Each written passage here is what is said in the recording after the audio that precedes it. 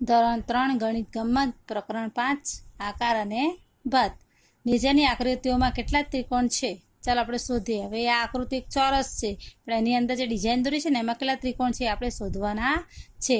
તો પહેલા એક ત્રિકોણ, એની સામે બીજો, આ ત્રીજો અને એની સામે આ ચોથો, એટલે 4 થયા. 5 6 7 8 9 10 11 અને 12, એટલે કુલ કેટલા ત્રિકોણ છે?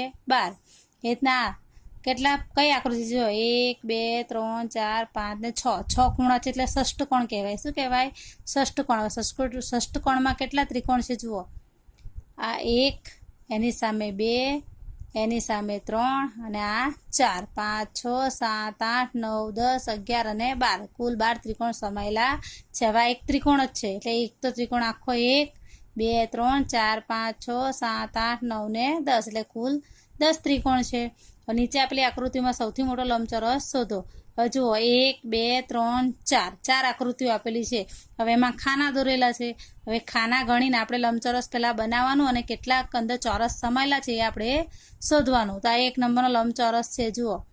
એમાં આપણે ગણીએ 1 2 3 4 5 6 7 8 9 10 11 અને 12, 13 14 15 16 17 18 19 20 21 22 23 અને 24, 25 26 27 28 29 30 31 32 33 34 35 અને 36. હવે આવું કરતાં આપણે વાર લાગે ને, તો આપણે શું કરવાનું? પહેલાં ઉપરના ખાના 12 ગુણ્યા ઊભા ખાના 3, એટલે 12 36, તો સહેલો ગુણાકાર થઈ જાય ને આપણે સંખ્યા પણ મળી જાય. અને તમારે આ ત્રિકોણોની સંખ્યા આ લંબચોરસોની સંખ્યા શોધવાની. જો આમાં આ લંબચોરસ સમાયેલો છે, આમાં અહીંયા આ લંબચોરસ સમાયેલો છે અને અહીંયા આ લંબચોરસ સમાયેલો છે. હવે લંબચોરસમાં કેટલા ચોરસ સમાયેલા છે એ તમારે સંખ્યા શોધીને લખવાની. હવે સૌથી મોટો ચોરસ આકૃતિ નંબર 1માં છે, જેમાં 36 ખાના સમાયેલા છે.